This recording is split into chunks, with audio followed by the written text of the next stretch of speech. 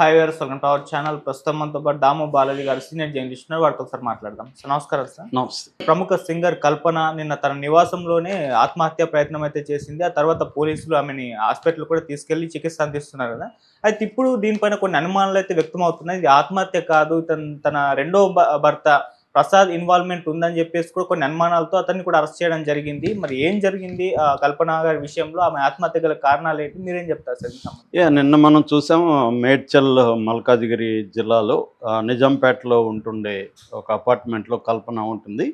So ఆమె ఆత్మహత్య చేసుకుందన్న వార్త, అంటే ఆత్మహత్య యత్నం, ఆమె ఇప్పటికైతే స్టేబుల్గా ఉంది. సో ఆ యత్నం చేసిందన్న వార్త ఒక్కసారిగా సంచలనం సృష్టించింది. ఎందుకంటే కల్పన అందరికీ తెలిసిన అమ్మాయి. దాదాపు 1500 సాంగ్స్ రికార్డింగు, ఇంకొక 1500 సాంగ్స్ స్టేజ్ సాంగ్స్, మొత్తం 3000 పాటలు ఇప్పటివరకు ఆమె పాడింది. సో అందువల్ల ఒక్కసారిగా సంచలనమైంది. దీనికి సంబంధించి ఇప్పుడు అనేక విషయాలు బయటకు వచ్చాయి. ముందుగా మాట్లాడుకొని తర్వాత కల్పన బయోగ్రఫీ కూడా కొద్దిగా చెప్పుకుందాం. సో ప్రధానంగా ఏంటంటే ఉన్న అపార్ట్మెంట్లో 2 రోజుల పాటు ఆమె ఒంటరిగా ఉంటుంది. 2 రోజుల పాటు తలుపు తీయకుండా ఉంటే పక్కన వాళ్ళకి అందరికి డౌట్లు వచ్చి వాళ్ళ సెకండ్ హస్బెండ్ ప్రసాద్ అని ఉన్నాడు, ఆయన ఊర్లో లేడు, ఆయనకి ఫోన్ చేశారని చెప్తున్నారు. సో ఆయన వచ్చి తలుపు పోలీసులకు కూడా ఇన్ఫామ్ చేసి పోలీసుల ఆధ్వర్యంలో తలుపులు బద్దలు కొట్టి లోపలికి వెళ్తే ఆమె పడుకొని ఉంది, నిద్రపోతున్నట్టుంది. ఎంత లేపినా లేవట్లేదు. దాంతో అంబులెన్స్ పిలిపించి ఆమెను దగ్గరలో ఉన్న హోలిస్టిక్ హాస్పిటల్లో చేర్పించారు. సో ఆమె నిద్ర మాత్రం మింగిందనేది పోలీసులు చెప్తున్నారు. అయితే ఇందాక కూడా ఆమె హెల్త్ బులెటిన్ కూడా హోలిస్టిక్ హాస్పిటల్ వాళ్ళు రిలీజ్ చేశారు. అందులో ఆమె ఆరోగ్యం స్టేబుల్గానే ఉంది అనేది అయితే నిలకడగా ఉంది, డేంజర్ అయితే ఏమీ లేదని చెప్పారు. ఒక రకంగా ఆమె అభిమానులంతా కూడా ఊపిరి పీల్చుకున్నారు.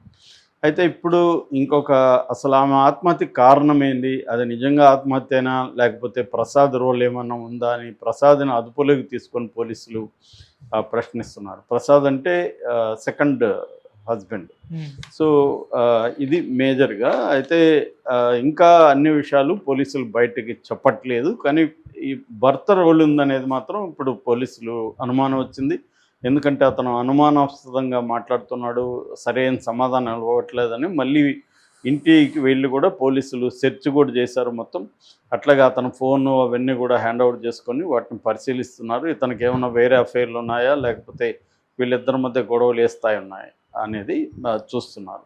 యాక్చువల్గా ఈమెకి మొదటి భర్తతో 2010లో విడాకులు అయింది.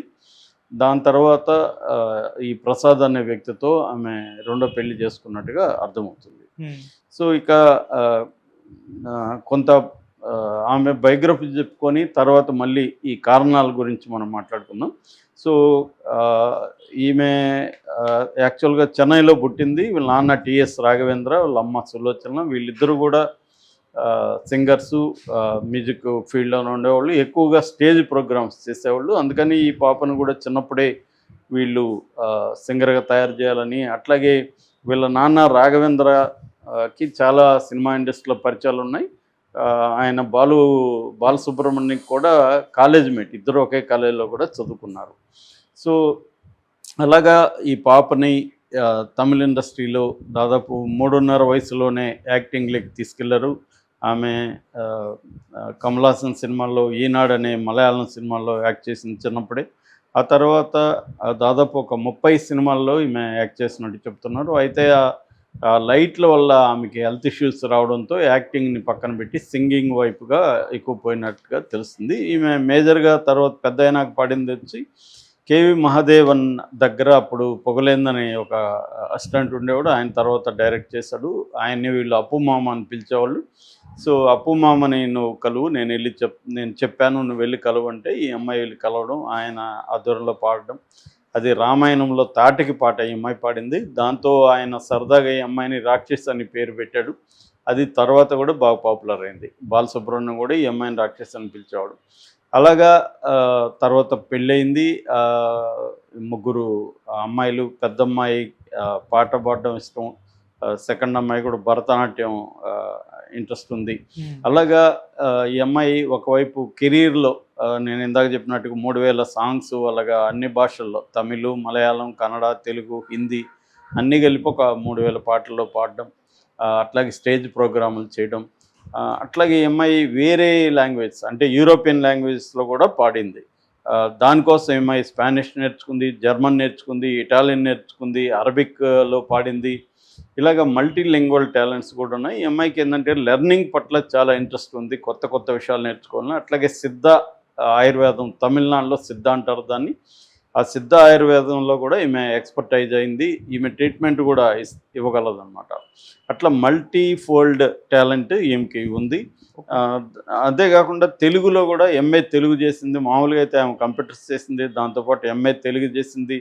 బాలసుబ్రహ్మణ్యం పిహెచ్డి చేయమని సలహా ఇచ్చాడు. నేను పిహెచ్డి కూడా చేయబోతున్నాను ఆ మధ్య ఒక ఇంటర్వ్యూలో చెప్పింది. సో కెరీర్ పరంగా ఈమెకి టాలెంట్ పరంగా బ్రహ్మాండమైన పీక్కి వెళ్ళిందని చెప్పచ్చు మనం. సింగింగ్లో కూడా 3000 పాటలు పాడడం అంటే సాధారణమైన విషయం కాదు.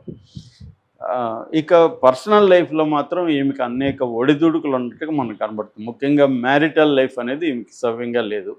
సో ఫస్ట్ భర్తతో విడాకులైనాక కూడా ఒక ఈటీవీ వాళ్ళకి ఇంటర్వ్యూ ఇచ్చినప్పుడు ఆమె నేను చాలా డిప్రెషన్లోకి వెళ్ళాను, ఆ టైంలో పిల్లల్ని పెంచలేక నాకు ఇబ్బందులు అయినాయి, దాంతో ఆత్మహత్య చేసుకోవాలని కూడా అనిపించిందని కూడా ఆమె ఇంటర్వ్యూలో చెప్పింది.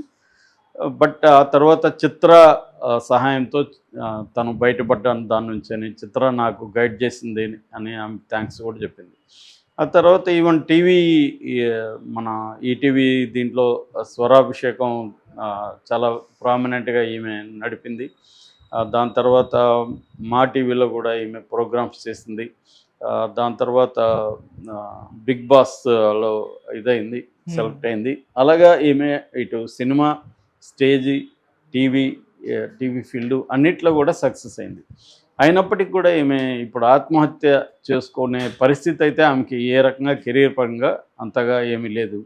అంటే కెరీర్ డౌన్ అయ్యుండొచ్చు, కానీ ఆమె కొత్త కొత్త ఇంట్రెస్ట్లు ఉన్నాయి కాబట్టి వాటిని నేర్చుకుంటూ ఉంటుంది. అంటే మేజర్గా హస్బెండ్తో ఇప్పుడు పిల్లలు దూరంగా ఉన్నారు, సెకండ్ హస్బెండ్తో ప్రాబ్లమ్స్ ఉన్నాయి, దానివల్ల ఆమె డిప్రెషన్లోకి వెళ్ళింది అనేది ఒక వెర్షను. సో భర్తనే ఆమెను అలాగ డ్రైవ్ చేశాడనేది రెండో వెర్షను. ఇది పోలీసులు బయట పెట్టాల్సిన అవసరం ఉంది. దాన్ని బట్టి మనకి